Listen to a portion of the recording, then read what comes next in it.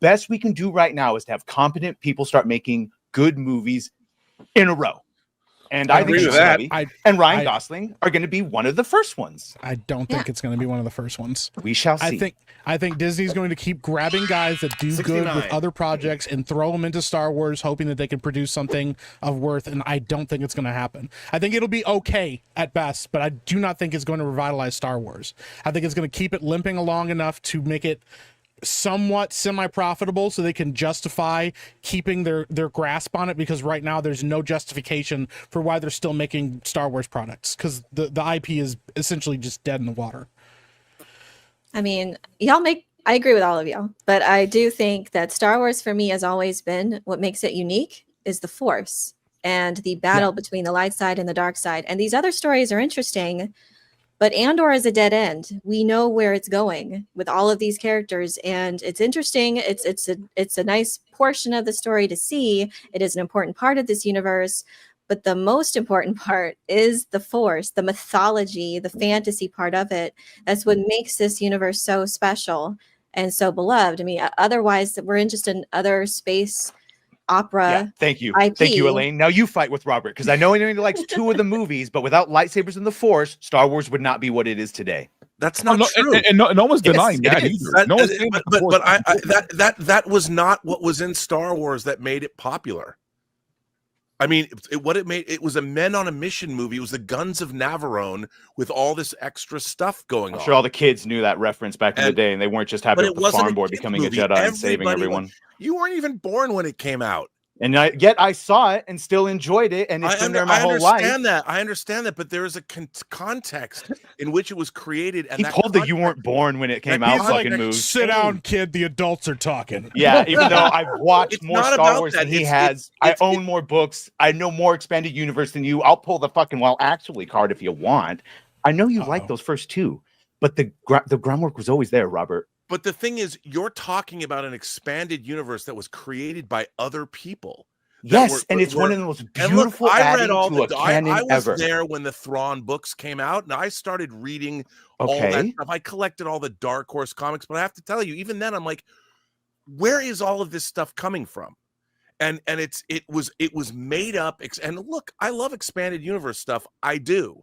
But what it did was it only ran with one area of Star Wars, and it did not run with other areas of Star Wars, which really has to do with human history on Earth, how empires rise and fall on Earth. There was stuff that was analogous of our own human history that Lucas was tapping into, including the Code of the Bushido for Japanese samurai, and all of that has been jettisoned for Fantasyland.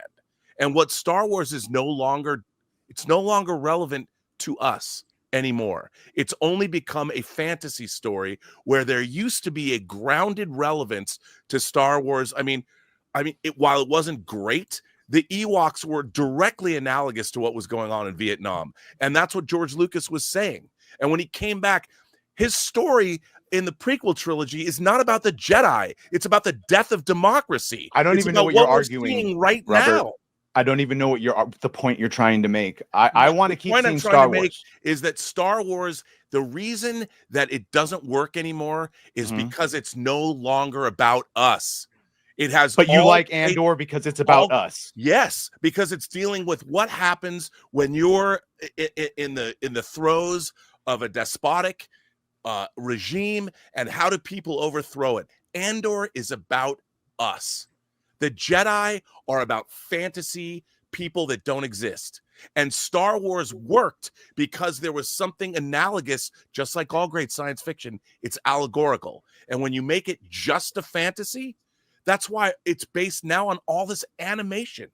It's all fantasy for kids. There is no relevance to Star Wars for I'll tell you one thing. Watch the response to Andor. People are already calling it the best Star Wars ever. Or they're certainly the best. You know why? Ever? Because who are those people? It's relevant to us. That's what's missing from Star Wars. And the same thing happened to Star Trek. It's no longer an allegory. It's about. It's up its own ass. Star Wars has been up its own ass because of all of the expanded universe stuff, because of all this gobbledygook. There's nothing that grounds it anymore. Andor is grounded It's about people. It's about human beings, and it's analogous of something that actually has happened here on our planet today. And that's what great science fiction does. It is allegorical. And Star Wars used to have that, and it doesn't have it anymore. You know, when Yoda is training Luke on Dagobah, it used to. Expanded Universe was full of allegorical stories. I get that you're gonna go ahead, tell me about Yoda. But it's written by authors who are writing fantasy and science fiction anyway. I'm just telling you, what you're talking about is not the core values of what Star Wars was actually about. Do you think that when Yoda is training Luke, it's about being a Jedi?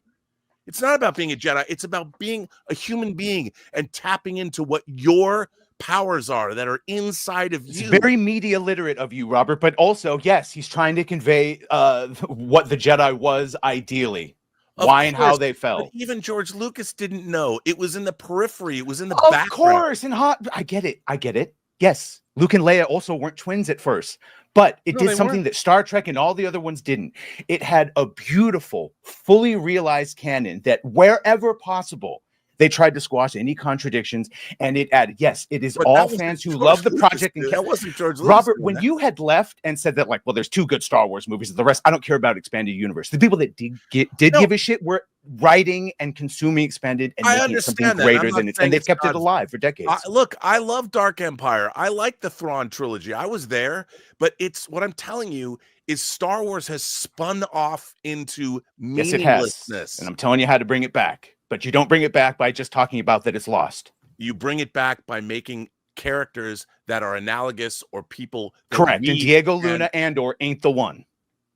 I totally Anyone else agree with that. I'd say the Ellen Skarsgård characters have probably been more analogous. Look, I agree with Badger. You can't throw out the baby in the with the bathwater. We need the Force and the mythology of it to exist. We need the empires and rebellions just as much as we need the Force. We need them both to coexist. But they don't need to be the center part of it. They can be done peripherally. The main character was Luke being a Jedi. Yeah, but the thing is, that was the end. That was where, and it was allegorical in that a person is finally achieving through training and belief in oneself that you can achieve a certain goal.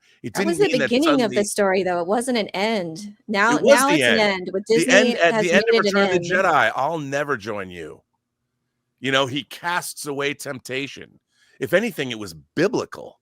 There's more in the Bible than it is on the gobbledygook that Star Wars has turned into. I mean, it was much more akin to our religious. I just think it wasn't as grounded as I think it's great to have these stories. I think we all agree Andor is more competent, and it's a great part to see the rebellion and the But again, we've seen it, but we need the Force. We need the good versus evil and the light side versus dark side. It's just as important as all those other ones, the bounty hunters, the Mandalorians, the other factions. All gobbledygook. All that. Come on.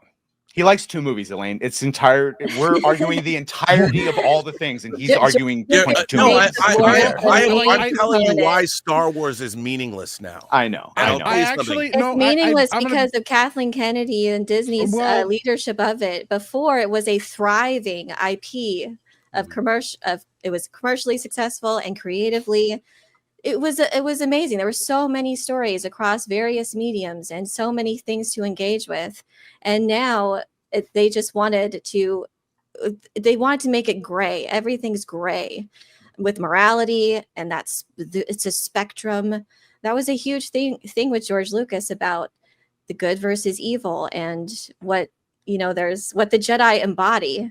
It's itself, not to be selfish. I mean, the crazy thing is that you're both kind of right on this. Yeah, like you're both right. I mean, that's what I'm saying. We need both. That's the crazy thing. It's like, look, and Elaine hit it. There really is, to some degree, no Star Wars without the lightsabers and Force and all that. We get that. But what I liked about the original trilogy was that they treated the Force like a religion, right? Like it was a dying religion. And we were curious about that religion. We wanted to see what happened before, all this happened, right? I think the problem is, though, is we got that, and it was fine. It was fine. I enjoyed the Clone Wars. I enjoyed the stuff that came after. The problem is that it fell into the hands of people who fundamentally didn't get it. And now it's just completely screwed. Star Wars has become a lot of, it would be really cool if, and it would be really cool if is not the basis for a good story. Right. It is a basis for maybe a good scene in a good story. But I actually get where Robert's coming from with the fact that some of, and especially in modern day where people don't really aren't really doing the research and the work to understand or have an idea of what the Force could be, the more they've tried to explain the Force, the more Jedi they've brought out of hiding, the less interesting Star Wars has become. It has to be, you have to limit things like the Jedi and the Sith and the Force to a story that is interesting on its own right. But when the thing is, and I say this like in the context of like a tabletop RPG or whatever, one character wants to be Han Solo and that's really cool, and one character wants to be Obi-Wan Kenobi. When Obi-Wan Kenobi pulls out a lightsaber and is fighting a Sith, Han Solo is relatively useless. That is, his whole story gets pushed to the background because he can't do anything against a Sith with a blaster. So now you're going, okay, cool. We're watching all this stuff with the Jedi play out, and that's cool. But the war part of it is also interesting, and that has taken a massive hit compared to the stuff that we've seen expanded recently in more modern Star Wars. And I do understand the context of wanting more grounded ideas and more grounded stories within Star Wars, within the wars part of it, and that conflict, and that the things with lightsabers and Jedi and the Force enhance those stories and enhance the storytelling aspects. But you can't have too many lightsabers in Star Wars. It has happened. We've seen it happen. You say that, but then you say Knights of the Old Republic, where there's thousands of Seth and thousands of Jedi and thousands of Sith. The issue is not too many. But I didn't talk about a giant war between Jedi and Sith. What I talked about was a group of people finding Revan. I know. And dealing with that character. Okay, I have a question. Yeah. At this new movie with Ryan Gosling, instead of Star Wars Starfighter, if it was called Jedi Starfighter, would that pique more interest? Yep. If that's the case, then that's also a problem, because now you're being too dependent on Jedi, where you can actually just be able to touch on the Force and how it affects other people. They can recognize it as the Force, they can call it the Force, but we want their interactions with that and their own stories, because when you see too many Jedi, you kind of get the idea that the Purge wasn't really all that effective. And then you lose the gravity of the situation of basically like Luke being told he's the last one at the end of the Return of the Jedi. And you know what it reminds me of too? Not to bring that up. Not to bring it up. It reminds me of what was the second movie? Attack of the Clones, right? Yes. So before the prequels, we all had these ideas of the Jedi and lightsabers, and we knew all the mythology. We knew it took making a lightsaber wasn't something you did callously. It took a lot of preparation. It took a lot of training in the Force to make your own lightsaber, right? But then you get a movie like Attack of the Clones, where everyone has a lightsaber and they're tossing lightsabers to each other left and right, and it was just like there was nothing special. Lost their lightsabers. There was nothing special about the lightsaber at that point. It just seemed like everyone had one, and some even had spare lightsabers, right? It's like, so it took away the specialness of it. And the thing with the Force is it's great when it's limited, right? Not like when only like a few people have it. That's when it's special, right? But when everyone has it, it's not special. And that's kind of what they did with that with the prequels. It's like they kind of made the Force and the lightsabers and all that stuff, and the Jedi unspecial. Well, but the movie said that for over 10,000 years, the Jedi were guardians of peace and justice. Generations. So it's part of the narrative of that story. You have to understand the words. It's guardians of peace and justice in the Old Republic, not for the Old Republic, not a wing of government. They were 10,000 Jedi. Well, no, I'm just saying that they were once a thriving institute or organization, however you want to describe that. But whereas in that point in time, they were all myths. The prequels. Yeah. I'm confused. It just depends on the timeline. I'm confused, but where did the space lesbian witches come in?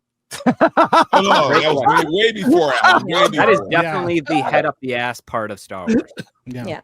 That was in the lost books of the Journal of the Wills. And that's when they're trying to make it obscure. Oh, it's just there is no good and evil. It's all a spectrum. And the good guys are actually the bad guys, and the bad guys are actually the good guys. But when villains say there is no good or evil, it's all a spectrum, you want them to say that, because the whole story is proving them wrong, proving that their ideology is incorrect when the virtuous and the good rise up and prove that they're evil and wrong. and that they're lying to people. Like that's what you want. You cannot have bad guys not say bad stuff because it's boring. Exactly.